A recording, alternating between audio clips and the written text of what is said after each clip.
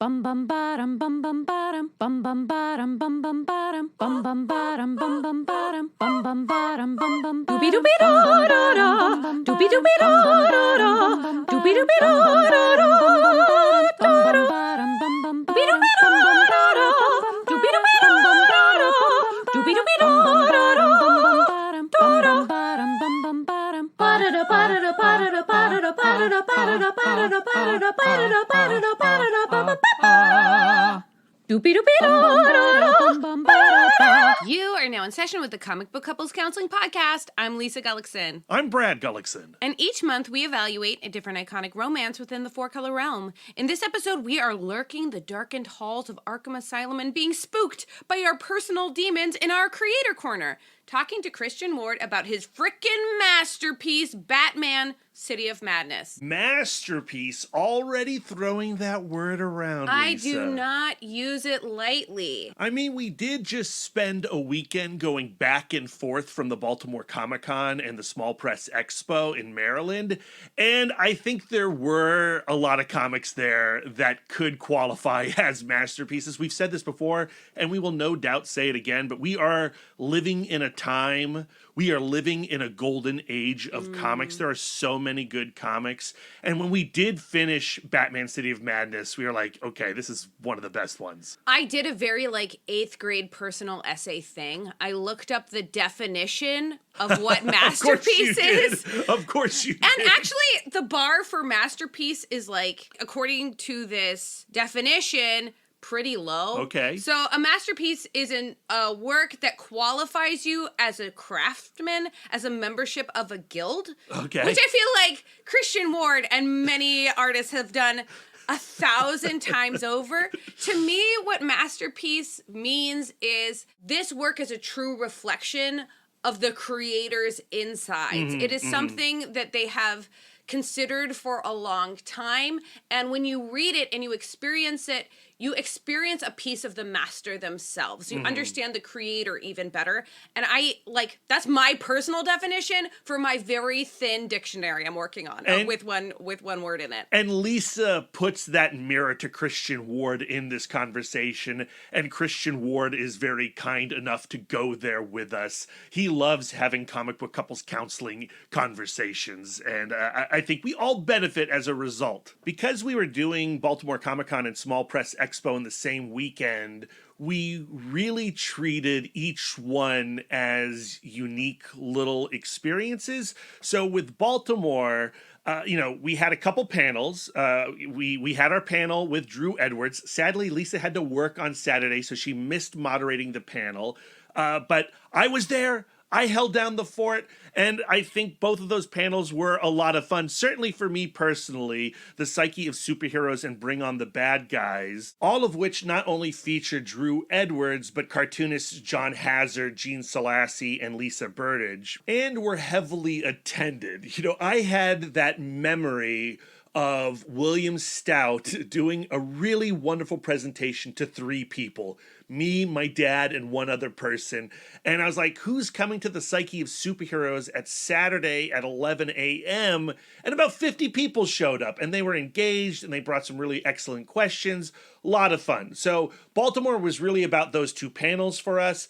And then when we weren't doing those panels, Lisa and I went there on Friday as well. We dove into the bins. We did a lot of single issue shopping. And as we always do when we're single issue shopping, we learn some things about ourselves and about our consumption problems. What did you learn, Lisa, about yourself? Because I think you actually bought more back issues than I did this year. I learned that I need to change my personal qualifications for a must-buy single issue, because we've gone to other conventions and I'm like, okay, if I find a golden age romance single issue for under $10, I'm buying it. And that has served me very well. Yeah. But at Baltimore Comic-Con, I was walking away with fat stacks of romance comics. The kind of stack where I'm like, well, I can't read all of this. The first booth we went to was a $2 booth. And I mean, that fat stack was a 1.5 feet. Right. And when I say I can't read all of this, I'm saying I'm going to be paying rent on the square footage Yes. that these books take up Yes. for longer than I can like reasonably get through them. But I did find some things that I'm legit, like I would have bought regardless. Like I found 2 more issues of Haunted Love. Very exciting. Yeah. How much did you pay for those? $5, Lisa? Those Haunted Love issues at the first booth? I don't think they were $5. No, those weren't the Haunted Love ones. I did, okay, this is embarrassing. No, it's not. No, it's not. Lisa, you are becoming like every other comic collector out there on the planet. Let's do this. Air your grievances about yourself. Okay, so I do have a widely stated principle that is like, I buy reading copies. Yes. Yes. My intention is like, I don't care about the condition that they're in because I'm going to read them and I want to feel comfortable with them. And also, all books are precious. So right. So that means if you have a 9.8 version of a comic and a 2.2, the 2.2 you're going to get because it's cheaper and just as valuable to you based on your principles that you just stated. Right. But then that very first booth that we went to was a seller who is also obsessed with Golden Age, Charleston, romance comics, and his issues were in beautiful condition and way outside of, and but when I say way outside, I'm like $30, $40. Yeah, you didn't buy any $100 and up comics. No. Not yet anyway. But the conversation that we had about Charleston romance comics and looking for comics that have Ditko pages and all that kind of stuff got me so excited that when I found those issues in great condition, I'm like, well, I do want these. Yeah. And I just bought them. I bought them. That's okay. And I That's overpaid. okay. And it was like literally the first I don't think you booth, actually overpaid. You overpaid based on your principle. But I paid for the value of the comic. And the guy was very clear about that. He's like, I can give you... Of course he was. Like, because he did have Haunted Love issues where he's like, I cannot give you a deal on these because these are so rare. Yeah. But I can give you a deal on these other comics that you're interested in. Yeah. And so I ended up buying those. But like, why am I paying for something that I have stated publicly that I don't value? Because I contain multitudes. Right. And if I contradict myself, like, you know, that's just the human and condition. you're on a journey, you know, you're with your comic book collecting. Right. And it's okay if you want some pristine copies of some of your favorite types of stories. Right. You know, I have many different versions of Harlan Ellison novels, you know, or short story collections. Like that, he is an author that when a new version of, you know, Deathbird stories comes out or Shatterday or whatever, I will buy it because that collection represents something more than its contents, you know, Right. which is a weird thing. It's a weird thing. And you know, if you can afford to do so, I think that's all right. I just wish I hadn't done that at my very first table. Because then after that, like, I go, ooh, there's this, like, single issue weird, like, Kool-Aid comic. Yeah, which you did buy. Which I did buy, but I felt guilty about the money I had already spent. Yeah, in San Diego, not only did that, like, really send you on this rabid consumption of Charleston comics and romance comics in general, but you discovered promotional comics.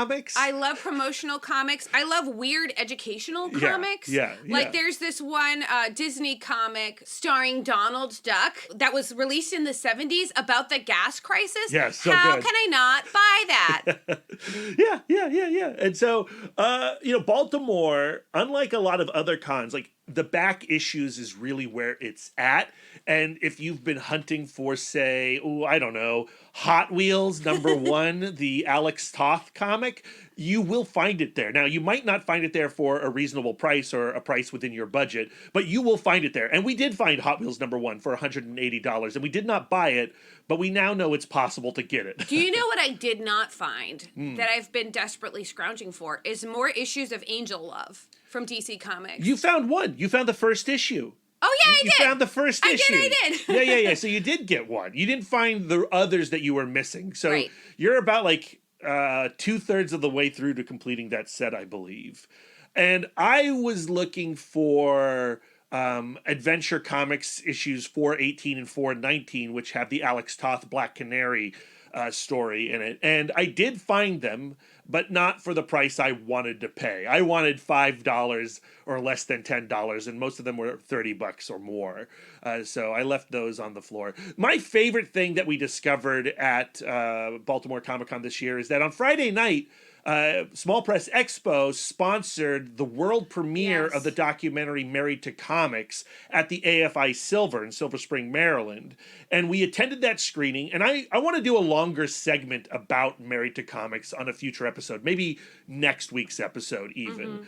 I definitely want to write a review for the Comic Book Couples Counseling website. But that is a documentary about cartoonists Carol Tyler and Justin Green, a married couple who are often considered Justin is really considered the father of the biographical graphic novel because in 1972 he published Binky Brown Meets the Holy Virgin Mary, and that was an inspiration to Art Spiegelman in creating Mouse, an inspiration to Robert Crumb. He was part of that San Francisco underground scene.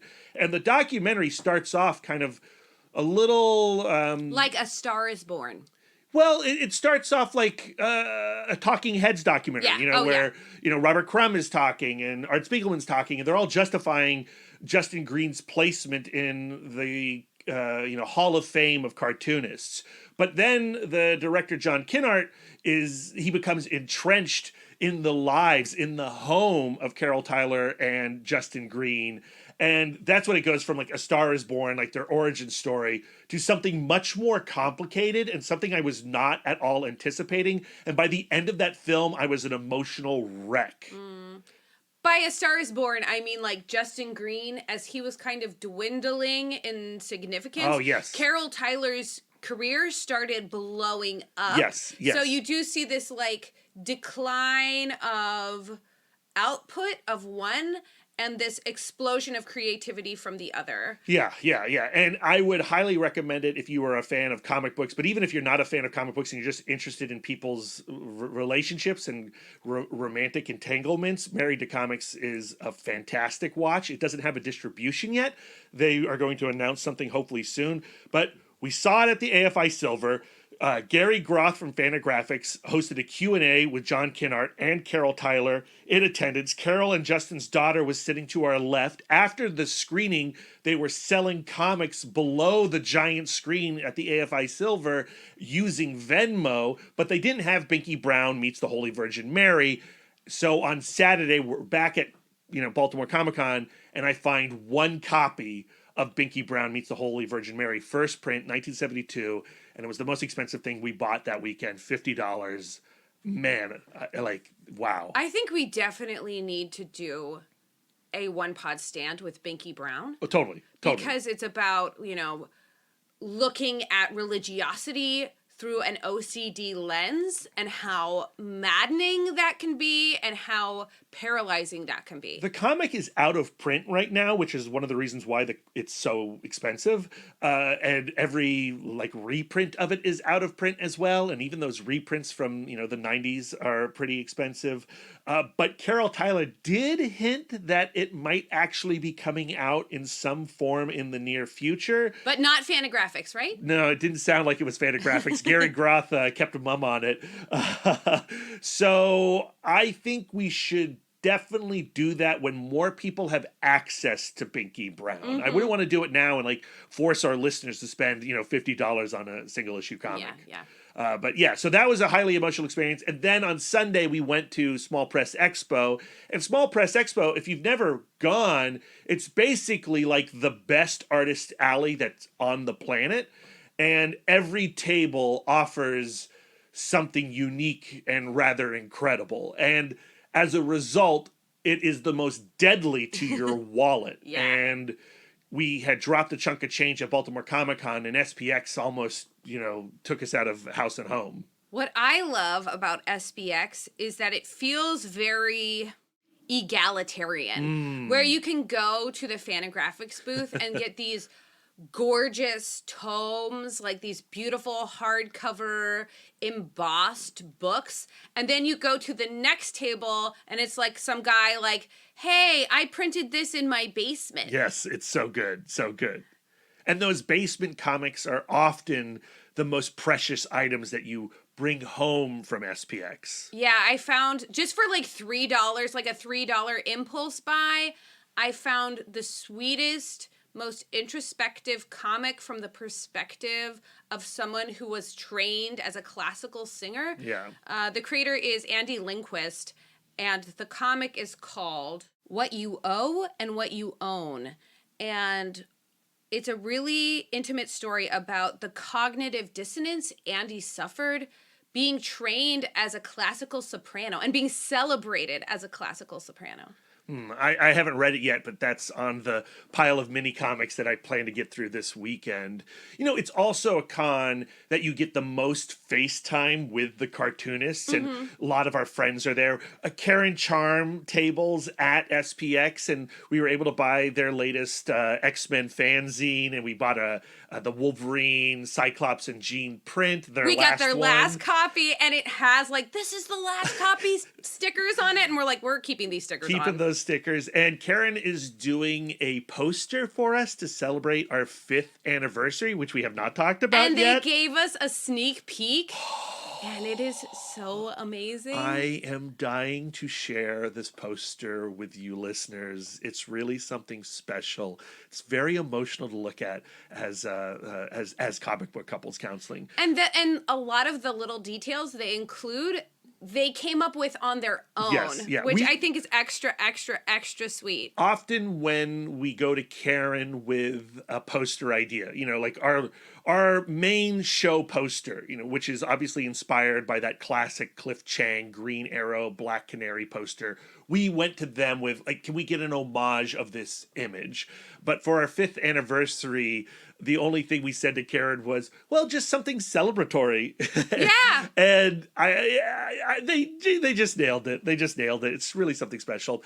We also, you know, met up with Kevin Alvier, who will be on the podcast later this month. But their book is out now. It's called Lisa Cheese and the Ghost Guitar, and it is freaking great. I tweeted recently that it's basically if Jack Kirby tabled at SPX. And if you know what that means, you know what that means, and you're incredibly excited about it. We ran into Zach Soto. We finally met Francois Vigneault at SPX and got our copy of Titan signed by him. As cool and confident in person as he is on the pod. We ran into Heidi McDonald from The Beat, Jimmy Aquino from Comic News Insider. It's, if you are at all within distance of Bethesda, Maryland, and even if you're not, you should plan your vacation around Small Press Expo. It is a massive convention for discovery. Yes. Like, you go in there, you don't necessarily know what you're going to find. Maybe you're like, okay, I have to meet up with like Daniel Clowes, obviously, and get like Monica signed or whatever. Don't worry, Daniel Clowes wasn't there. You didn't miss him.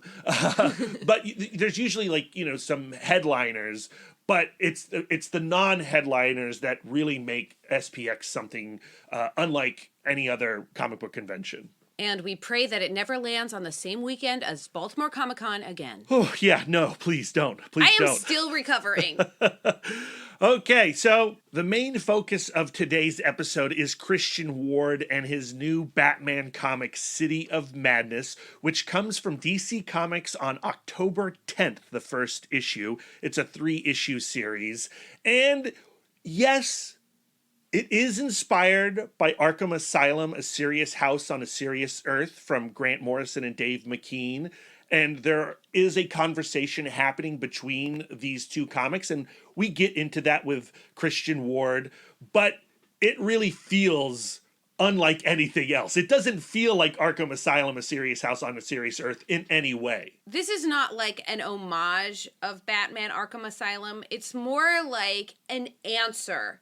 It's Christian Ward's answer to Arkham Asylum. Yes, okay, I like that, yes. And I like the way that he goes like, Arkham Asylum, art-wise, is a complete expression of what Dave McKean can really accomplish in a book. And Christian Ward reached deep into himself and pulled out this amazing feat of artistry that I think is a complete expression of what Christian Ward can do today. Totally. So in preparation of this episode, I went to the DC website and I read the plot description of this book, and I have regrets. Like the plot description, because all I've read is the first issue, and the plot description is a little bit spoilery. So I'm going to try to just tell you what you need to know to get into this conversation, which is, we worked really hard to make it spoiler free. And Brad edits this podcast. We really created an editing quagmire for him. Yeah. I'm going to have to cut some stuff. Here's what you need to know. Batman Gotham City of Madness is about Batman having to go back to Arkham Asylum and discovering that there is an entire world underneath Gotham that is called Gotham Below. And there is something that is from Gotham Below that has come out. I mean, I think we can say what that something is. Christian definitely talks about it in this conversation. He's been tweeting it's about it. It's a Batman with a squid face, you guys. It's the Batman Below. Yes, so this is definitely like a gothic horror. And the Court of Owls has been in charge of keeping Gotham Below at bay. Yeah. But things have gone awry. That's all you need to know. Yeah. You say gothic horror. I don't disagree, but it's also like cosmic horror. Yes. Cosmic horror in the sense of H.P. Lovecraft, but also it's not necessarily Lovecraftian either. It's Lovecraftian. Well, Christian Ward talks about it. If you're going to read something before you read City of Madness, it should be Arkham Asylum. Don't you agree? Yes, I think that's a great idea. But I also really enjoyed reading that first issue and then diving back into Arkham Asylum. Yeah, and so that's what Lisa did. Lisa read City of Madness first, then read Arkham Asylum, A Serious House on a Serious Earth. You always have to say it that way. I'm getting tongue twisted. And then I read Arkham Asylum, A Serious House on a Serious Earth, then read City of Madness. And so we had different experiences before going into this conversation. But both great. But you know, even before going into this conversation, we have to do something else, Lisa. We have a new segment on the podcast that's sponsored by Omnibus, the digital comic store app. Omnibus is a modern digital comic book store and reader app carrying your favorite single issues, volumes, and omnibuses all day and date, just like your local comic book store. You pay per book, but like digitally. Their focus is on building an excellent customer shopping and reading experience and using novel discovery features to help fans find their next new favorite book. They feature top-tier content and already have many of the top publishers in comics today. In the spirit of helping people find their next new favorite book, we're launching a new referrals program. Sponsored by Omnibus on every comic book couples counseling episode. The idea is to help with some extracurricular reading beyond this week's title, but something that fans of this week's comic book may love too. What we mean by referrals is that we are your counselors, and we feel like you need to do further reading on the themes that you encounter on Batman City of Madness. So Lisa has a comic book referral. I have a comic book referral. Both of these recommendations are currently available on Omnibus, and we think they sort of extend from the themes and conversations, like Lisa is saying, that we're having with Christian Ward about Batman City of Madness. What I am recommending is Tenement, part of the Bone Orchard Mythos by Jeff Lemire and Andrea Sorrentino from Image Comics. This book is about 7 individuals who live in the same tenement house that are somehow soul connected to this staircase that is apparently like some kind of hellmouth. Yeah.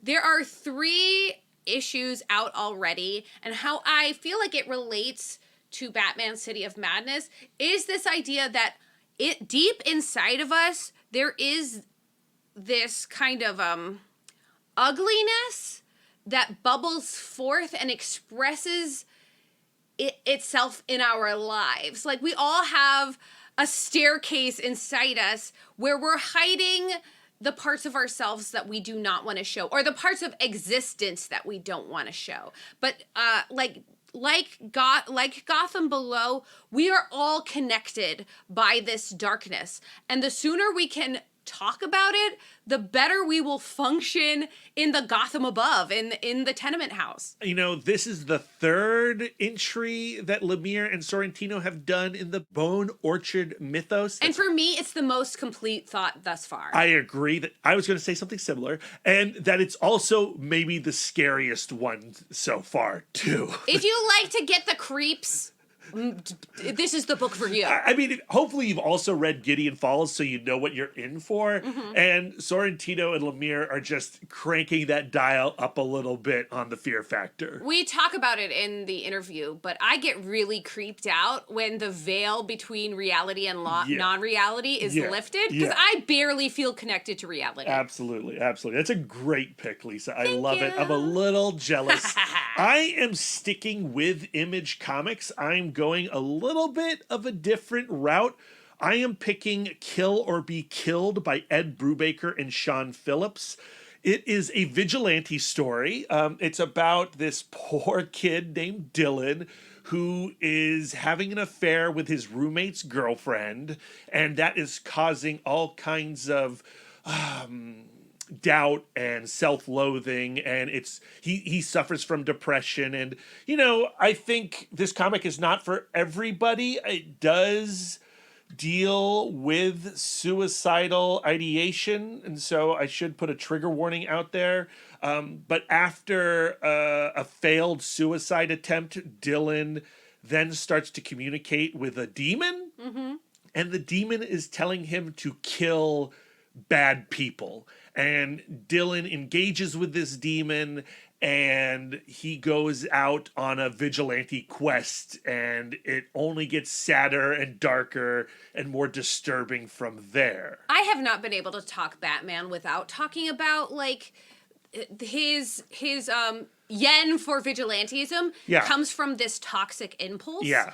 And that's a theme that we see in Arkham Asylum. That is a theme that we see in Batman City of Madness as well. Lisa, the reason I picked Kill or Be Killed is because I feel like it is the Batman comic that Ed Brubaker and Sean Phillips would make if they were following your philosophy about Batman. And Lisa, it's a big time bummer. Oh, I can only imagine. I haven't read it yet, but I will. It's a big time bummer, but it's also so well constructed and satisfying with its conclusion. It's unlike anything else that Ed Brubaker and Sean Phillips have done.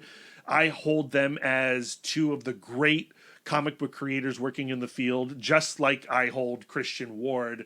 But vibe-wise, like look-wise, something totally different than what you get in City of Madness too. So, Kill or Be Killed and Tenement are our referrals. Ooh, that was nice. I can't do it. You guys have a weekend of creepy reading. Yes, you do. So now let's get to this conversation with Christian Ward. We've been teasing it for about 30 minutes, but you are going to be well rewarded for your patience. And hopefully you enjoyed this first 30 minutes. I don't know why I'm treating the first 30 minutes like it was some kind of punishment. Why are we apologizing for doing the podcast? Yes, this is what we do every week. So yes, let's get into it. Let's invite Christian Ward into the love nest and talk Batman City of Madness. Creak. I was trying to make it like a creepy door creak. Creak. Yeah, very good. Very good. Thanks. Christian, welcome back to Comic Book Couples Counseling. Hello. Old friends, I'm back again. Yay. Thank you for having me. I'm thrilled. Man. I am thrilled to be back. We're thrilled to have you back as well, especially talking about Batman, which is one of our deep obsessions. And Lisa and I have very different viewpoints on Batman, and I'm sure that's going to like come up over the course of this conversation. You bet. And I'm we'll put excited. you on the spot. Hit me. And I'm ready for you. I'm ready. We're gonna make you tell us which one's right. Like, is Brad right or Lisa right? But before we get to that, you basically manifested City of Madness. A year ago, you put out this tweet saying, one day you will do your cosmic horror Batman comic. And here it is. Twitter was your vision board. So My God. what's the compulsion to get this specific iteration of Batman out into the world? This story has been in me far longer than that October 2021 tweet. This is something that has grown in me since I read Batman Arkham Asylum, A Serious House on a Serious Earth. Full title. Full You title. got to. You got to. Always give it full title. You know, when I read that book, it I wouldn't say it changed my life, but it set the course of my life. You know, it was the first time I read something that, you know, that book exists on a whole different plane. I mean, I read it when I was 13. I mean, I've never done drugs. I know it's hard to believe with my work, but I've never done drugs. But that book was like my first trip. You know, as a 13-year-old looking at that, and just like, it blew my mind. Even the fact that it went from scratchy pencils at the start when he's with Commissioner Gordon to kind of like this Baroque painting and mixture of photography as they go into the asylum. I couldn't get my head around how those two things mesh together. And I'd read comics, you know, as a child and, you know, in my young teens. And I understood that the idea of adventure and action and biff, baff, buff and all that business. But like that book, there's none of that, really. And it's such as kind of on a psychological kind of like, you know, grounding it, and just purely braced around a kind of gut feeling of emotion and then dread, that it just changed my way of thinking about comics, even at that young age, and set me thinking towards the idea of these things being like quite important, even though at the time, you know, only 13 years old, couldn't perhaps like verbalize what I am now. I just knew this is special. And then from that point on, I mean, I'd always been a Batman fan, but I really wanted to do a Batman story. And like all my work through, you know, doing my GCSEs and then my A-levels when I was at school in the UK, it was all, you know, all my work was McKean. You know, I just copied his work like crazy. So really, it's been always looking for what would my Arkham Asylum be? What would be my Batman that would allow me to create something so visually different and so visually pure? And our Batman City of Madness was there, and actually it became a kind of pseudo sequel to the original book in some ways that, you know, you guys have read the issues, so you'll know some of this, but particularly as the series goes on, the connections and the roots that are laid in Arkham Asylum become more and more apparent, and it's really effing cool. But yeah, it's just been something that I've really wanted to do for a long time. And I didn't want to retread Arkham Asylum, and I didn't want to kind of retread what McKean does visually in Arkham Asylum, or what Grant Morrison, what they did with their script, you know, their story. This is very much its own thing. But I think the inspiration to do something kind of that's all me in the way that was all theirs, that's where the liberation has come from. You know, I can do this. I can do something completely my take and completely like, what would my Batman be? So that's what this is. I was about the same age when I read Arkham Asylum for the first time. I had not read it in a long time, but after reading the first issue of City of Madness this morning, I was like, Lisa, we gotta, like, before we talk to Christian, we have to read this again. And I went looking through our shelf and I couldn't find it. What? And it was driving me crazy. So we got in a car. It's somewhere in here. We don't know where it is. We drove to our local Barnes & Noble and we bought a new edition and we read it again. And I feel like since the book has come out and, you know, the conversation around it has, you know, solidified it as the masterpiece that it is. And then, you know, the Arkham Asylum video games have come out, and borrowed and riffed and done their own thing on it. I feel like we've almost forgotten how, I guess what I'm really saying is I had forgotten actually how good Arkham Asylum is. It Incredible. truly is a masterpiece. Yeah. The combination of Morrison and McKean, there's no question here. It's just like it's astonishing, and I would just encourage everyone to revisit that work. Yeah, it's mind-blowingly good. It's just, and like, to be clear, like, I had to do something different because there's no point even trying to get so close to that, because there's no point. Like, I'd be a little blink next to a sun. It is just such a pure piece of art. It's that simple. And I adore the book, and I reread it at least once a year and just absorb it. It's magic. Just the kind of like the relationship between Morrison and McKean and what they've kind of created between them. It's just alchemy in my mind. And when we read the City of Madness issue, I caught the references, but I also was like, oh, it's not like, to your point, it's not a duplication, a replication in any way. No, it's like, I hope I've been smarter than that. And I can't really give too much away. Sure. It'll kind of become, because that's kind of the mystery of it, as it kind of unweaves. And by the end of issue 3, there'll be more of a sense of like kind of how these two stories connect. But they absolutely do connect. But there are little hints and like secrets dotted along the way. But it's also its own thing. It's also, if anyone hasn't read Arkham Asylum, they can pick up City of Madness, and you, right from the go, you'll be fine. You don't even really need to know Batman, and you'll be fine. I wanted to create something that I didn't want it to be weighed down with, you've got to know who this character is and you've got to know who that character is. And hopefully any new character that's introduced, I've introduced them in a way that I would in any narrative. So you get a sense of who they are relatively quickly in order to kind of progress how we feel about them and what's happening in their lives, etc. But it's I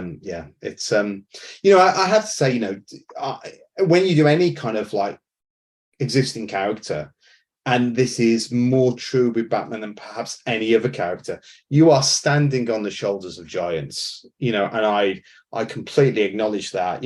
This book would not exist without that, without the people that have trailed the blaze, the path in front of me. So it's, I hope this is a love letter to those creators that have come before, and I hope people read it in such a way that I love those books, and I'm kind of, this is my hymn to them. What has gotten me so excited with this first issue of City of Madness, like, it has really like ignited my imagination, because I feel like one of the biggest fallacies of Batman was that Batman was the result of this mastermindedly rational decision. Like, I'm looking around and I have the resources and this is what I've got to do. Like, it just makes the most sense. Like, so for me, like, a cosmic Batman makes way more sense. Yeah. And so I'm wondering, like, did that inspiration come from like a similar frustration? No, well, I would say that, you guys obviously were big kind of, supporters of my previous book, Bloodstained Teeth. So I'm going to talk a little bit about that in regards to this, hopefully in a way that I can kind of talk about Batman City of Madness without spoiling too much. But I would say what I did, and please jump in and correct me if you or add or whatever. I feel like in Bloodstained Teeth, I really love vampire lore, but I wanted to do a spin on it, and I wanted to kind of change things, and I wanted to kind of like, look at that lore from a different angle. But it was always done with affection for the lore and for love of the lore. It wasn't done in a way to ridicule the lore or say, well, this lore is silly. And it's the same with this. Like, I love Batman, and I love every kind of version of Batman that's existed, and really this is I had to be able to kind of write him and to be able to kind of get my head into him and his world, and also explore the themes that I wanted to do, that meant I had to kind of like do a certain spin. I mean, the whole book, if I can kind of talk a little bit thematically about what, Bloodstained Teeth was about capitalism and about the issues of capitalism, and looking at the idea of billionaires as vampires in our real world. This is about trauma, and the whole book is about trauma. Specifically, it's about weaponized trauma and how people can weaponize that both within themselves, but also within other people. So really, it's about, in the same way that Bloodstained Teeth was a kind of like ode to how important healthcare is, one could argue this is an ode to how important mental health care is, and how important kind of therapy is, and how important all those things are, but wrapped up in a story of cosmic horror and vigilantism and crime and a very exaggerated pulpiness. But in order for me to write characters, I have to have a kind of framework of what am I actually trying to say with this story, because I that's the way I write. It can be, I want it to be fun, I want it to be exciting, but there has to be a foundation there to kind of build all the excitement on top of it, and that's what that is. You have this moment where Barbara Gordon pops in and she just kind of like offhandedly muses like, maybe if Bruce could just talk about his feelings, Batman would have never existed. Mm-hmm. And for me, I too love Batman, but I've come down on the side of like, Batman was a bad idea that Bruce Wayne with good intentions has way overcommitted to, and is now like kind of like trapped underneath. And like for me, this book underscores Batman is a toxic impulse. He's the result of a toxic impulse, and the idea of male stoicism. Like there was this longstanding idea that men not talking about their feelings was like this incredibly heroic thing that they're doing. And I do feel like this cultural sea change of guys going like, actually, maybe talking about my feelings would be a good thing, because I don't want to be that guy in the basement, like the angry guy in the basement. So like, is male or the angry guy in the abyss, perhaps? Yeah, exactly. Yeah. So this is a sea change you feel. Do you want to talk a little bit about it? 100%. I'm going to speak as a man who's been in therapy, and as a UK man, that is far less common than, somebody from from North America. I think therapy changed my life. And I wouldn't have any of this now. I wouldn't be with my wife or have this beautiful life that I have now without therapy. And there were things that I had to work through and sort of like deal with and get to grips with. And that's an ongoing thing that I'm always going to have to do. And so for me, therapy has always been this incredibly powerful tool that I think is really important. And there's definitely a lot of that in this. There's definitely a lot of kind of like me looking at the world and being frustrated with, just talk about it. Do you know what I mean? But like, I also want to sort of say, it's still a Batman book, and it's still, it's none of this is coming from a place of criticism of the character. I mean, one of the things that I always get frustrated with is that criticism of if Bruce Wayne wanted to solve Gotham's problems, he would just donate all the money. And that, of course, that's completely true. But then there'd be no story. Yeah, do you know what I mean? Yes. So so yes, that's true. And yes, there's this idea of like, if you talk, maybe there wouldn't be a Batman. So I want to discuss those things, but I don't want to negate who he is, because if I do, then there's no story. And so this is where we bring in Batman Below. And for those people who don't know, the premise of the book is that there are two Gothams. There is Gotham above, our Gotham, and there is a Gotham below that has kind of been born from this kind of like cosmic something, and it is being fed by the negativity and the anger and the hate from Gotham above. And it is a complete mirror copy of the city above, and it also has its own Batman below, who's the Cthulhu-like gentleman that everyone has seen.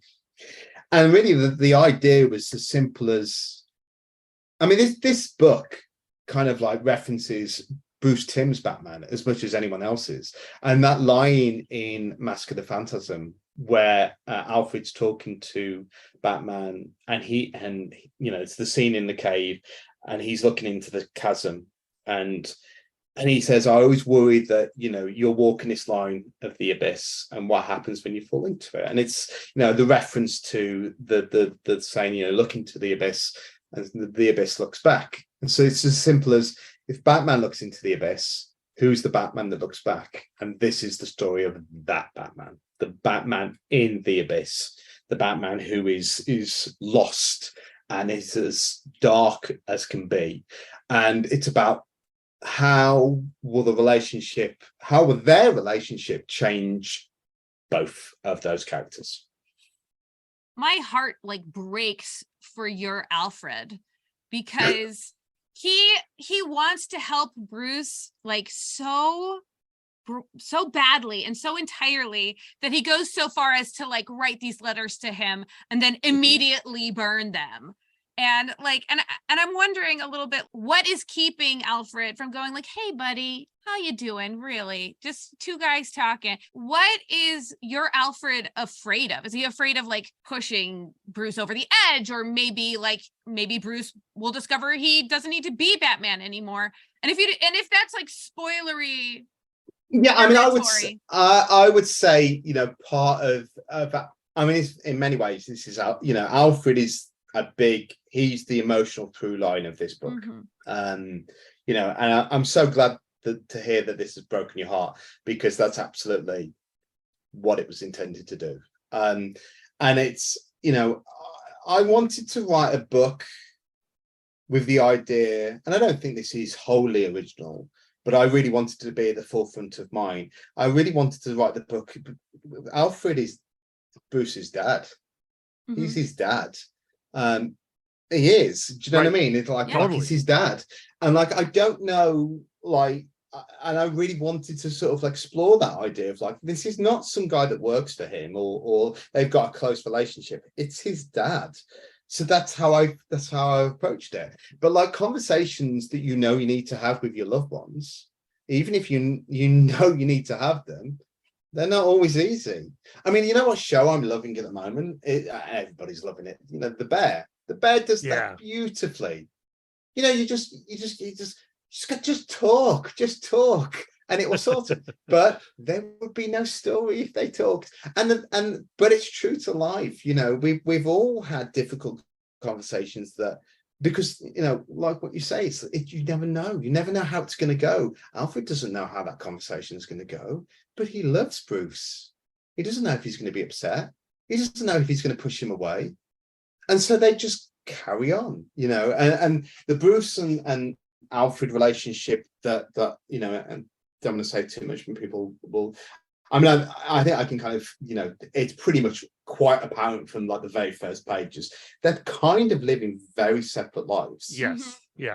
I didn't want the idea, in the films and the, other comics, Alfred's always there. And then he's awake in the day, tending the house. I'm like, that wouldn't happen. Alfred would be awake in the day and Bruce would be awake at night. They would never meet. They're like that. They're just completely like ships in the night. They never meet. And I really wanted to explore that idea of how would you maintain a relationship with your child when you're never there, and that relationship is so constricted by fear of because Bruce is in constant danger, and there's constant danger is in constant ever decreasing circles could come home, so it's they have all these safety protocols that they have to follow, so it just they're trapped within a labyrinth of their own making, and the book's really about that. And that time together also becomes like more precious. Like if you're only seeing a relative on Thanksgiving and Christmas, like those tough conversations, you can't have them. Precious and urgent. Urgent. Yeah. Yes. Yeah. You know, and I think kind of like for all of, and I hope this is true about all my writing, but you know, as you guys know, I'm still a relatively new writer, but I approach all my characters hopefully from a place of emotional truth. And like and I feel like as long as all the characters have like an emotional truth that is true to them and they do what they would do, then I can do all the kind of crazy stuff that's going on around it, and they will be the emotional through line that will take us through, you know, the wild. I mean, and this book gets wild. I mean, the first issue only really dips our toe. We are going to go to wild first issue. We're going to go to some even crazier places. You know, I mean, you wait until we get to the city. I mean, that first issue, you know, you only get a little hints of it. So yeah, but that's only possible if there are characters, and I think this is a Spielberg thing, right? This is like what he does. It's having characters that if they feel real, then all the unreal stuff is completely buyable. I mean, look at Poltergeist for one. You know, that film is such a psychedelic, crazy madhouse, but it never feels implausible because we buy every single one of those characters, why they're there, why they're doing what they're doing, and you buy their relationships with each of them, the parents and the children with the parents, and you know, and the husband and wife. And you know, that's what you've got to go for, as long as you've got the reality of their relationships. And in this book, the relationship that's going to kind of anchor it all is Alfred and Bruce. That's what gets me so excited about this book, and why I love your writing is the reason I'm concerned of like, I don't know if Bruce is doing the right thing is because my heart bursts with empathy for Bruce Wayne, and then also for a Gotham that doesn't seem to be getting better. Because it's a metaphor. My Gotham's a metaphor for, you know, the psyche and their psyche. You know, and it's can it get better? That's the thing. You also introduce a character in this story from another location who enters Gotham with a mission. What is that impulse to have that character wander into this story?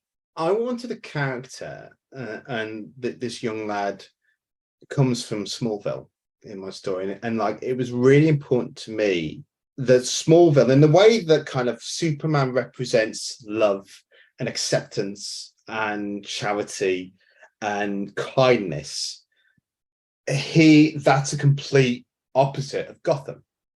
And so I wanted somebody from Smallville, from a place that is a place of all those things, of love and comfort and safety. And what would happen to that character as they're drawn into Gotham? You know, and in many ways, the city of madness of the title, I wanted there to be some flexibility about which city I'm talking about. You know, am I talking about Gotham Below, or am I talking about Gotham Above?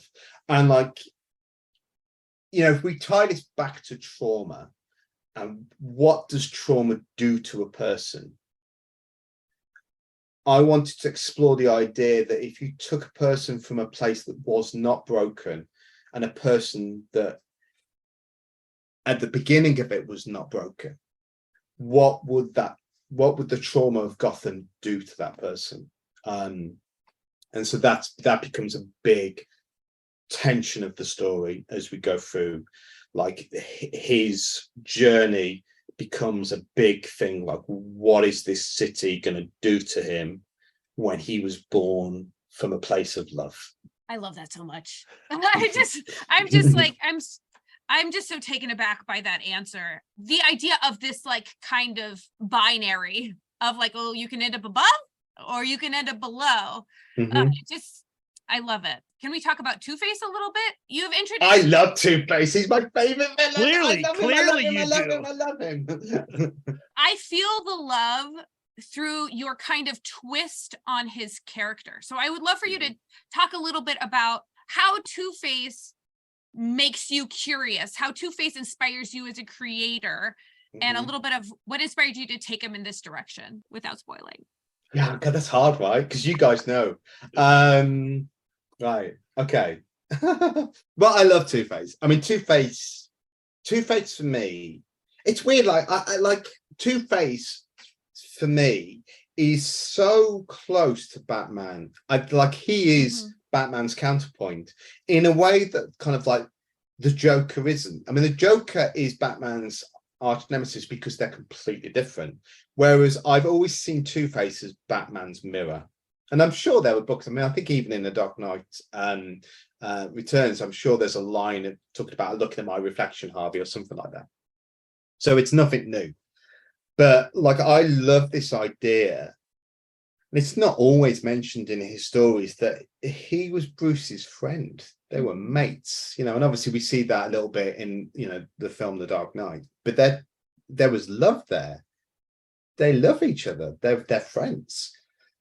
And so what does that do as a person if you're the hero and you have to repeatedly pound and beat up your mates who you loved? What does that do to both of you? And I find that relationship really interesting. That really it's almost Shakespearean. That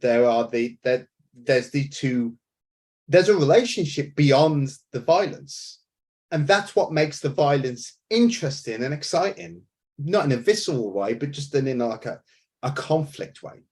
And I also like the idea that if we follow the kind of logical progression of like what Two-Face is, a toss of the coin, and he will do something bad. I like the idea that, well, then surely if we follow that through, the right side landing would mean he would do something good, surely. So could Two-Face be a good guy if the coin comes down the right side? And that's kind of the tightrope I'm going to walk with this character. There is going to be a real sense of, and I really want to, and I read up a lot about kind of dissociative disorder. Dissociative. Yeah. So I really wanted to look at the idea of this. And so Two-Face is not a he in my book, he's a they. There's two of them. And so we have Two-Face, there are two characters. So there's two characters, and that I wanted the idea that both those characters would be disparate. They are different characters who are doing different things, and linking it all back to trauma. Bad Harvey exists to absorb the trauma. He's done that to kind of protect good Harvey. So is Bad Harvey that bad if he exists to protect good Harvey? So there's a lot. He's a very rich character for me. He's one of the, you're spoiled for choice with Batman's rogues. They're all rich, but I love him. And like, I really wanted to have a character that, I don't want to spoil it, but I'm hoping when readers, and you can kind of like tell me if this worked for you or if it didn't, I really want readers to kind of get to the end of his first conflict with Batman and be surprised by the outcome of that conflict. Yes.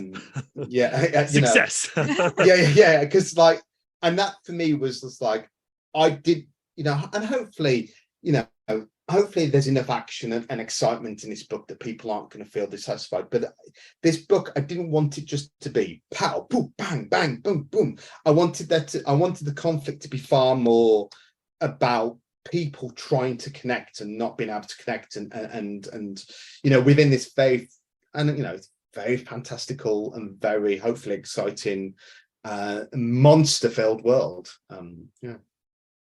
You're watching Brad and we give each other signals underneath the table of who gets to talk next, and we are currently having an argument.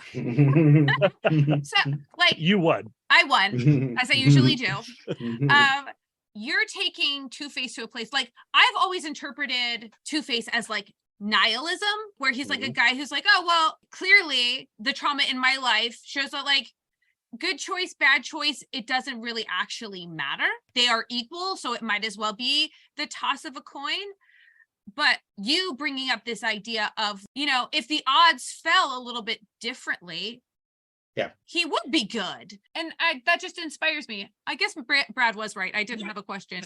Did you feel that thing of, this is an element of Two-Face that has always been there and not been explored? Or are you going like, this could be a thing that is there in Two-Face? Or is this the true Two-Face to you? Or do you feel like this is like he's my Two-Face. Do you know what I mean? He's like, I've been given this very privileged opportunity to write the character, and my take on the character, as with Batman, as with Alfred, and anyone else who might show up, my take on the character does not negate other creators' takes on the characters. Right. And I love the other takes, but that's not how I've written him. I had to write him from a place of, reality and love. I've got to love these characters, even if they're bad guys. I've got to understand them to be able to write them in a way that we will connect with them. It was very important that Two-Face was in this book, because as you'll know, because you've read it today, Two-Face ends Arkham Asylum Serious House on Serious Earth. He ends it, and he ends it by making a choice of his own. And that's such a crucial thing. And really, when you read that book, he's really the only character that changes or makes a decision about the whole thing. It's just him, and he makes this decision. Well, I've made that choice, and that humanity of like, this isn't, of course they're comic book characters and the cartoon characters, and like they can be two-dimensional and fun and exciting, and that's brilliant, of course. But I love takes where it's like, give them some humanity and just let's understand them. Because if we understand them, it doesn't take away, if we do it right, it doesn't take away from the horror and the visceralness of a character, or the fact that a character can be terrifying.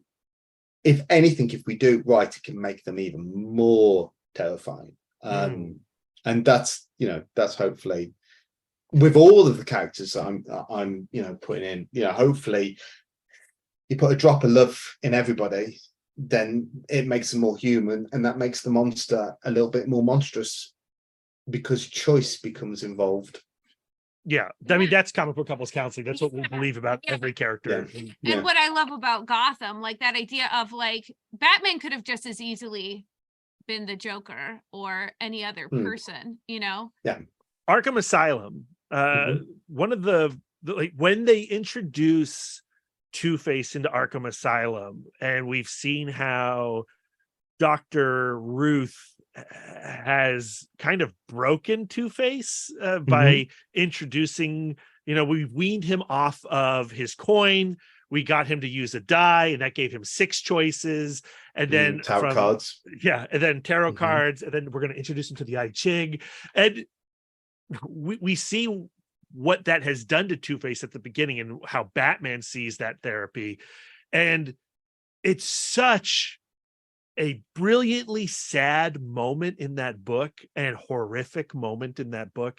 And so now you're using Two-Face in City of Madness, and you don't replicate that in any way. It's a completely different thing, because in Arkham Asylum, Dr. Adams goes like, what he is suffering from is a lack of options. Like, if he was a person with more options, he would become more sane, right? We, like, as a culture, we as a society, as human beings, we are spoiled for choice. And some of us still end up super, which was Batman's interpretation of that. I feel like the City of Madness Two-Face is completely different from that in a way that I think it comes from that place of like, of going like, well, maybe it's a defense mechanism. Like, it's Harvey's defense mechanism. What happens when that defense mechanism stops working? What I see in City of Madness is Christian Ward picking up on the love that Grant Morrison and Dave McKean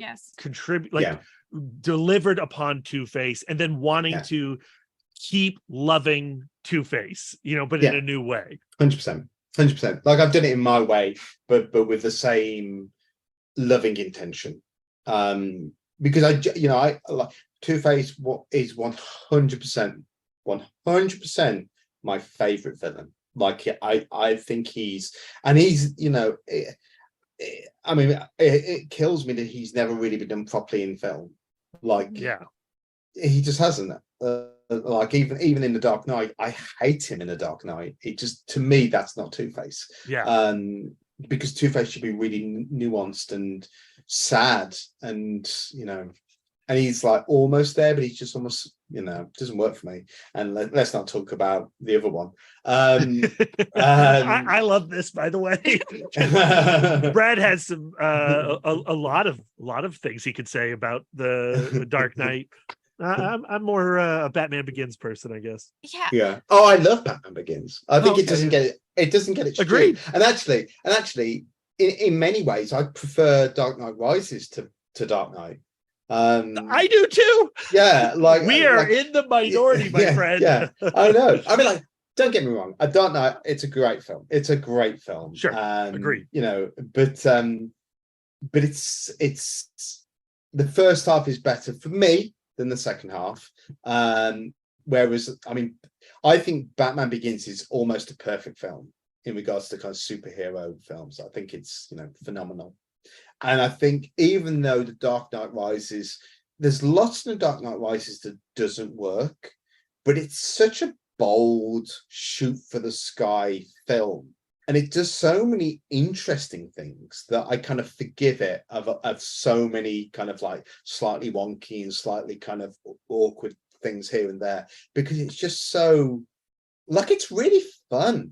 The last film, it's really like, it's bonkers, and it actually feels far more like the first Batman Begins feels like a comic.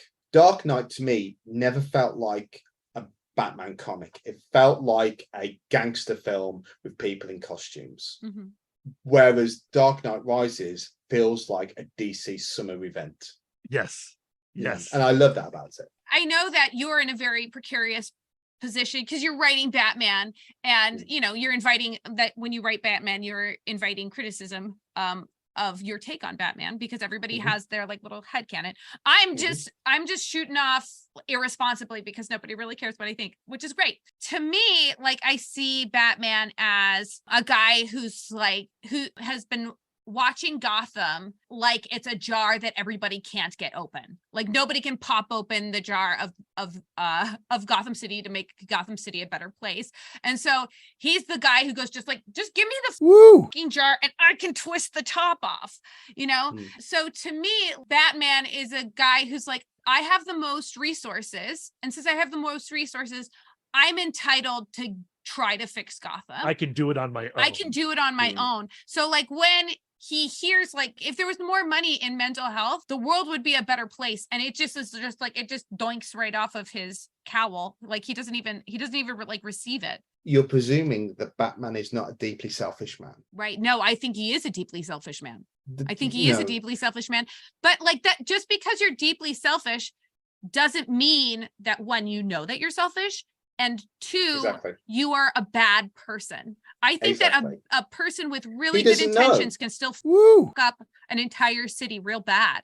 Yeah, he doesn't know, because like, look at the reality of it. He's up all night fighting crime, and he's up all night not just fighting crime. He's up all night solving crime, multiple crimes. I can tell you from doing multiple projects at once, and often working quite late.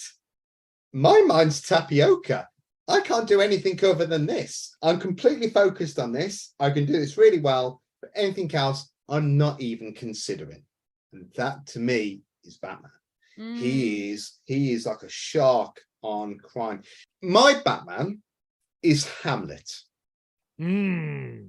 He's Hamlet. He is a young prince who's, in this case, both father and mother have been taken away. And he's trying to get revenge, but he can't, because the person that's killed them has gone. He doesn't. I mean, in my canon, there's no. Joe Chill has gone, and like that's done. He can't achieve that vengeance in the same way that Hamlet cannot. Like, he can't bring himself to do the things he needs to do, and what he wants to do is kill himself, and he can't bring himself to do that, and all that. And he creates this atmosphere around him where everybody, Ophelia and everyone, they all suffer because of him, and like he's thirst for vengeance. My Batman is that. He's a person who is deeply damaged by the thing that has happened to him. And he wants to feel better. And he thinks the way to feel better is to take revenge. But how are you going to take revenge on somebody who's gone? You can't. So he just keeps doing it over and over and over. And it's all he knows. Vengeance. Crying, crying, crying. Make it pay, make it pay, make it pay. It's not about him trying to make the city a better place. He's a vigilante trying to kind of control his trauma. So earlier in this conversation, we were talking about how we kind of get tired of people going like, well, if Batman just took his money that he was putting into Batmobiles and Batcaves and whatnot and applied it to, actual resources for mental health and government institutions, he would fix things. But that approaching Batman in that way, that argument, which has been around for a long time, is boring. Yes. And yet and I think you still like exploring those serious questions while also going, it's a Batman comic. Let's have fun. Why? 100%. And how can we do that? Yeah, that's the whole thing. That's the whole thing. Like, I want my cake and I want to eat it. Mm-hmm. Yeah, because like, I don't want anyone, there's so many comics on the shelves at the moment, so many great comics on the shelves. And like, we've all only got a certain amount of money that we can spend on comics. I don't want anyone to pick up my book and feel like they're being lectured or feel like they're having a kind of like, discussion about, the state of mental health and mental health kind of, or whatever. That's in it. But it's a Batman story and it's exciting, and he jumps off roofs and he fights people and he doesn't care about punching someone so hard in the face every bone breaks. And there's this, for me, Batman's a pulp character more than a superhero character. He is somebody he's not always going to be a nice guy. He will always try and save a person, and he'll always try and do the right thing, and he'll never use a gun, and he'll never kill somebody. But he's a damaged man, and he's going to beat the crap out of some people, because in a way that's his therapy. So what is it about Batman, who has had so many creators contribute so many good stories? There's a lot of bad stories out there, but there are so many good stories. What is it about that character that doesn't keep you away? What is it about that character that forces you to try to contribute something to this very long narrative? Just love. Mm-hmm. I mean, I was going to say, is it arrogance? I don't know, but I don't think it is. I think it's love. I think it's. I love this character so much, and like you probably can't see, but there's so much Batman there. I mean, look, it's. Yeah, I can see. I can see stuff. Yeah, I mean, I love the guy, and like, and I don't know if I'll ever do Batman again, but if I did, it would probably be a completely different take on him, with a completely different psychological makeup and a completely different outlook. And it would still be Batman. It would still be Batman. And I think kind of that is what's so incredible about this character. I mean, let's not forget, we've got the Dark Knight, the Batman, Lego Batman, all existing within the last few, do you know what I mean? Like, and they're all Batman, and they're all good. They're all good, and that's the thing. Like, kind of like, I felt like it was safe for me to be bold and different with this character, because he was such he's such a solid and yet intangible character that it doesn't matter how I write him. It doesn't matter like kind of like what I do with him. That'll exist within the bubble of my book, and hopefully people will love it, and hopefully people will be excited about it and be, get something new out of it. But it can sit on the shelf next to, The Imposter, which came out a couple of years ago. It will sit on the shelf next to Court of Owls. It will sit on the shelf next to countless others, and none of them will negate either one. They will all be Batman, and I think kind of, yes, there are people out there that like Batman a certain way, and that's great. But for me, I like Batman in lots of different flavors. And this is my flavor. And I just felt like if I could there's not many characters you can do a really radical take on without feeling like you're disrespecting that character. But Batman's one of them. You can be quite brutal with certain things and it still fit, as long as you're true to kind of like the core principles of the character. I think it still works. But I think that's something that the reader has to learn, that this flavor, this like Rocky Road flavor, doesn't betray my cookies and cream flavor, Batman, right? And I remember, back in the 90s when Joel Schumacher made Batman Forever and Batman and Robin, I was like, this isn't Batman. I don't like it. But now I go back and I look at those things. I was like, how rad is it that Batman can be this? It can be Adam West. It can be Dick Sprang. It can be Frank Miller. It can be Christian Ward. Yeah, 100%. Like he's such a remarkable character, and I don't think there is another character anywhere that is so flexible. I can't think of one. I mean, yeah, you can have kind of characters, and you can kind of do slightly different takes. I mean, Spider-Man, you can do slightly different takes, but it's really just Spider-Man. It's just like a different skin. Whereas he's so radically different so many times. And I think that's really cool. I mean, my kids love Batman, but they don't watch all like the Dark Knight and everything. They watch kind of, the kind of the kids show versions, and they love him. And they'll come in and they'll see me drawing and be like, Batman. Oh, he's beating someone up, he's covered in blood. It's just what an amazing character, and what an incredible thing, what a privilege to be able to to have been given the keys to him. And obviously I share the keys with multiple people at the same time. There's loads of Batman books out, but what a privilege to sort of like be trusted with putting my stamp on him. And that's the other thing that was really cool when I was working on this, because when it got greenlit, there's been no no's. Like at no point as my editors, Chris Conroy, who's the group editor, and the fantastic Matthew Levine, who's my kind of like my personal editor on the book, me and Matthew would have Zoom calls talk, and I would be like telling him, okay, this is what's going to happen. And I was getting giddy, and then and then he's gonna, and Matthew on the other end of the phone, the Zoom call, that he would go, and they really like got what I was trying to say, and like got the whole thing with Alfred and like what I was trying to do with that, and everything's been. It couldn't have gone any better. And it gets like really trippy towards the end, like really wild. And at no point we're like, I'm not sure you can do this in a Batman book. Because you can do it all. You can do it all. So flexible.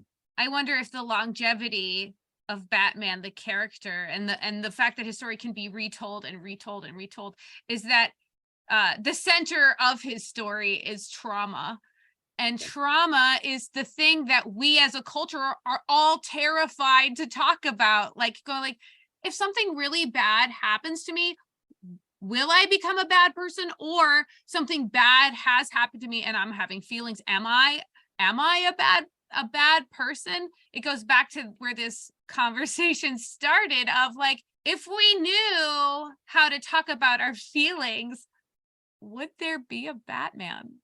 Exactly. And honestly, maybe I prefer having Batman than And talking about my feelings. and this is the crux of the whole book, you know. And the other thing is like I wanted to kind of explore almost every single one of Batman's villains was created by trauma.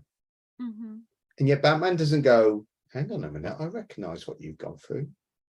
Oh, do you know what I mean? There's something, I mean, obviously you want to have fisticuffs and all that stuff, but there's some really interesting emotional tension there that I think is ripe for exploration.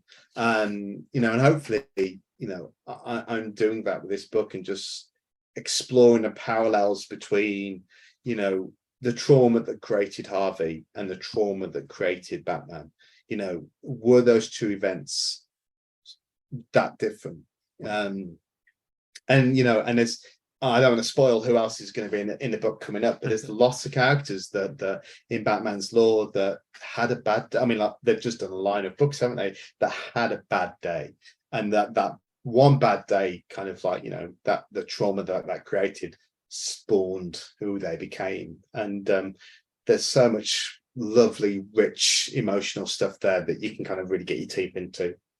And we haven't even really talked about the art in the book, Which is gorgeous. That artist, rubbish. But like, what a gift it is to get a book that has such a singular voice, because it is rare. It was quite lucky. I know the artist quite well, so I was able to kind of twist his arm and go, this, I think this might be good. Thank you. Thank you. Oh, you're welcome. I'm going to give you you're welcome. Is there anything, Christian, that we haven't discussed that you would want to discuss before we wrap this up? No, I don't think so. Okay. All right. I think with the art, the one thing that's been really lovely is this has been a really wonderful project to work on, and like I'm already feeling quite bereft that I'm 2/3 of the way through. So I've only got one issue left to do and it's done. And I'm already like, oh my God, how depressed am I going to be when this is done? Because it's like I started writing this in December. So I've known about this for a long time before I could talk about it, which is why you can't shut me up now. And once it was written, I wrote the whole thing first, and then I started to do the art. And my normal output, on a really good week, I can kind of do 6 pages, fully finished art, including covers in the same week. On a really good week, I would say on an average week, I do about 5 pages. But for this, there has been some weeks where I've only done 3. And that's because I've been able, and I've been given the gift of time just to really labor on it, but not in a way that feels laborious or kind of overwrought.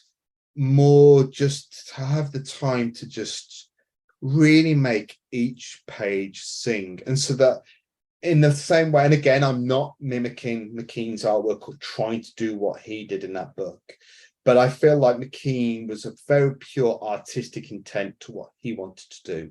And so I wanted to make sure that my book, each page is a very pure artistic intent. Like, this is pure me, and I'm just really going for it. In the same way that I've put the same amount of effort into a page in this book that I would put into a cover. So those people that know me for my cover work, there's the same level of design and kind of paint and tension and abstraction and just hopefully excitement that you see in my covers in this book. I remember when I was working on it, I'm in a kind of WhatsApp group with a few friends, comic book friends, and you share what you're working on at the moment. And I would share pages with them, and they were like, "Oh, that's a cool cover." I was like, "Oh, it's not a cover, it's a page." And they were like, "What?" But I've only been able to do that because I've been given the time, right, to sort of like to do it. You can only do that if you've got the time to do it. And so, that's been the gift of this book. Just it's just a gift. That I really adore DC. You know, I've had such a wonderful time working with them and working with my editors. They've been so good and just so supportive of me doing my thing. I mean, it feels like a creator-owned book. Like I've brought the same level of like me to it. It just happens to be a creator-owned book that stars Batman. Well, Christian, thank you so much for just celebrating and stewing in Batman with us here. We could talk Batman all day long, and as I'm sure the listeners could tell by the way that we've edited around things in this conversation, it's really hard for us not to really dig into all the details of what you've done with City of Madness. So since we have you here trapped in a Zoom room, we're going to ask if you'd come back on and do a full spoilers ultimate Let's do it. City of Madness conversation. Let's do it. We'll maybe when even when the first issue hits, or maybe we'll do it when the second issue hits, and when some of the we could wait until like the trade hits, right? Like I mean, that would be the only way that I would not be a complete piece of during the entire being completely insufferable. Yeah. And having to be edited around as I ask very pointed questions from my very astute observations. I mean, I will say this, you were on the money every single time. Your take on Batman scratches such an itch for me. This is the exact conversation about Batman that I want to have, which gets me just really excited. It's a treat. Yeah, it's a treat. Woo! Treat. I'm not swearing too much, and you'll also have to edit it around that. Well, I now have a little censor musical thing that I do just for these swears. My feelings are big, and they need adult words. So Christian, for those that want to continue this conversation and maybe take a peek or two of the art that you've been leaking out on your socials, where can they find you? They can find me on Twitter. What? Yeah, I'm not called an the other thing. We are either. Our protest is so weak, but we refuse. Yeah. But we're doing it. They can find me on Twitter at CJ Ward Art. I'm also CJ Ward Art on Instagram. I've also got a Substack newsletter, which I never send out. So if you want to be on the list and never get one, feel free to join up. One day I'll surprise everybody, including myself. I'll also be at New York Comic Con this year, which will be quite a treat because I'll be holding the book in my hand. Because it comes out literally about 3 days before the show. And then I'll be at Thought Bubble here in the UK in November. Well, we'll be at New York Comic Con. We'll have to come and hang out with you for a little bit. Oh yeah, do it. I've got a table. I'm tabling there this year. You'll be able to find me. Yeah. Rather than swanning around with Oscars I was last year. Christian, you have a wonderful evening. You too. And there you go, a hearty and hopefully heavily edited, so no spoilers leaked in their conversation with Christian Ward about Batman City of Madness, issue 1, again coming out October 10th. I know we're only talking about issue 1, and all I've read is issue 1, and it's hard to not put my own expectations. Expectations, they're the enemy of a good time, right? It's hard for me to not put my own expectations on this comic that I already love so much. But I love being able to talk about Batman City of Madness being in conversation and being a spiritual continuation of Arkham Asylum, because I love Arkham, Batman being trapped in Arkham as an opportunity for empathy for Batman, and we just get to observe where he is in his journey in being able to relate to these supervillains. Yeah, I mean, that's the thing, is it's empathy for Batman, but it's also empathy for Joker. Right. It's also empathy for Two-Face. Yes. I mean, Two-Face in Morrison and McKean's story, you feel so much sorrow for him in that book. Sorrow, but also optimism in a way that is not part of Arkham Asylum. Yes, yeah. Right. And we don't get too much into our thoughts about Arkham Asylum, A Serious House on a Serious Earth, and that's why you should join our Patreon. Ooh, Here's plug, an plug. ad for our Patreon feed. Christian Ward is a very generous person, and maybe he's just too kind and we took advantage of that kindness, but we got him to also do a Patreon exclusive conversation in which we all go through Arkham Asylum, A Serious House on a Serious Earth, page by page. It's over an hour just about Morrison and McKean's book. We all pull out our fine-tooth combs and we're teasing out the little nits. Yeah. The little nits It's that are in part Arkham. of our Married to Singles podcast series over on the Patreon that started with Daniel Warren Johnson talking about one of his favorite single issue stories, The Nom #9 from Marvel Comics. And then next week, just a few days after this episode posts in our main feed, over on our Patreon, Jason Ayers, the famed WWE referee, he comes on to talk about his favorite single issue, or at least one of his favorite single issues, Uncanny X-Men number 183. So 2 weeks after that, so in 3 weeks, Christian Ward in the Patreon feed talking about Arkham Asylum. You can get access to all of those episodes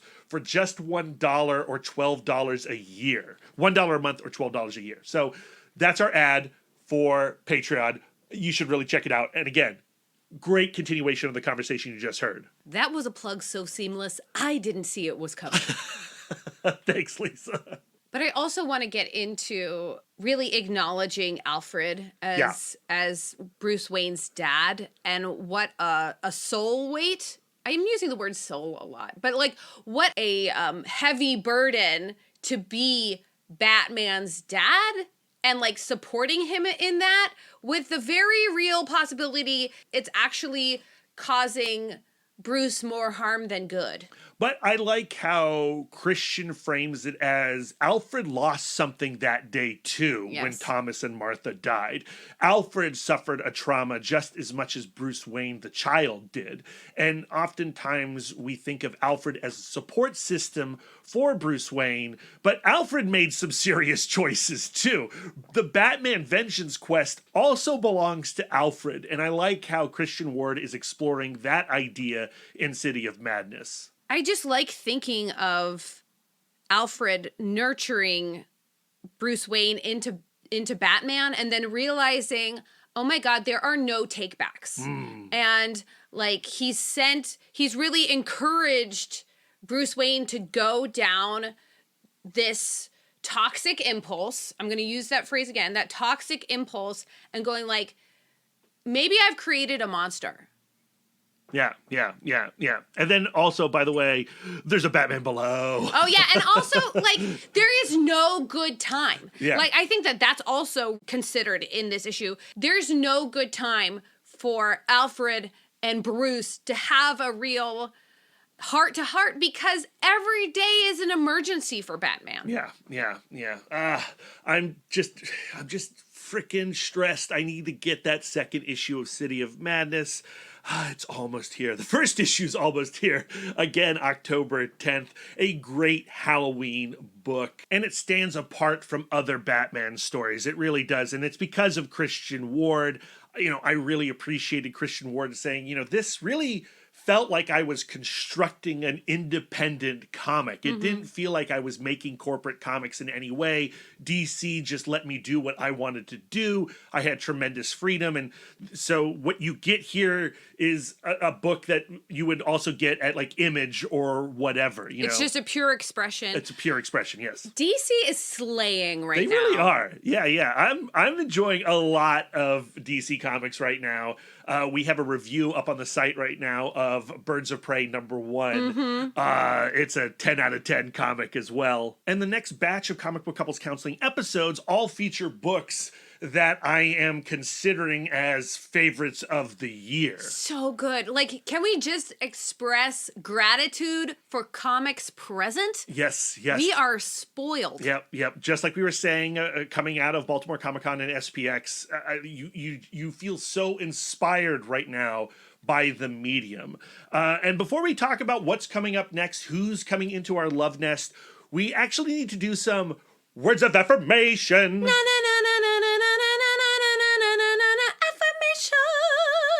I still have a little bit of morning voice. For first-time listeners, we should explain that our words of affirmation are our way that we give back to our new and upgrading Patreon subscribers. We curate and use these ourselves, and we're more than happy to pass them on to you, the listener. This word of affirmation, dedicated to one new and lovely patron, comes from a TED Talk from TEDxYYC by Dr. Terry Singh entitled How to Get Unstuck, which, as you may remember from our 200th episode last week, was our love expert who helped us explore Leon and Cody from Light Carries On by Ray Nadine. Just like Dr. Terry Singh says, we become unstuck because of something that we already know.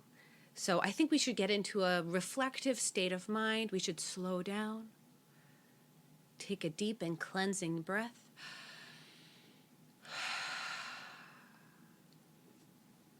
Red X 2099. Your experience is far richer than you can ever give it credit for. Yeah, there we are. One lovely word of affirmation for Red X 2099, who I believe joined our Patreon because of our Daniel Warren Johnson Nom number 9 conversation. And they're sticking around, it looks like. So yay, welcome aboard. We thank and seriously appreciate every single one of our patrons. They contribute tremendously to the podcast. Recently, we were able to purchase a new foldable mobile phone holder to up our social media game. We're heading out to New York Comic Con in October, and the patrons really make sure that we're able to go to not only Baltimore Comic Con and San Diego Comic Con, but New York Comic Con. And we share that coverage with you, and we just love you so much. Thank you. Next week on the podcast, episode 202. I like how now that we're over 200 episodes, I'm keeping track of the numbers. For as long as we possibly can. I don't want episode 300 to sneak up on us the way that that 200 did. But for episode 202, we will have a conversation with Dave Chisholm talking about Miles Davis and the Search for the Sound from Z2 Comics. This book blew me away. I know nothing about Miles Davis. I know nothing about jazz, but this comic just floored me. And this is another masterpiece, according to Lisa's personal definition of masterpiece, a true expression of the artist himself. Absolutely.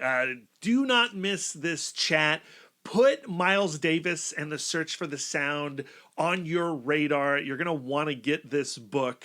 I already have an alert in my phone to buy this book for myself and then also my brother. Yeah. And it's I'm so happy that it's coming out right before the holiday season, because it is a book that you can gift to many different types of people. Yeah, right? a great, you don't like comics, huh? Well, you're gonna like this. Yeah. And then they do. Or you don't like jazz, huh? You don't like Miles Davis, huh? Well, check this out. Because I was reading this book and I was compelled to immediately listen to some Miles Davis albums while I was reading it. And it really enhanced the experience. And do I like jazz now? Maybe.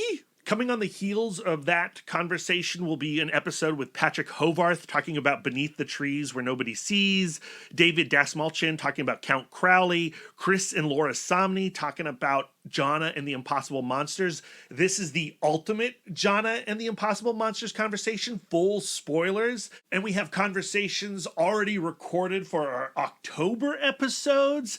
Junie Bond discussing Mobilis. We'll have Kevin Eastman back on the show.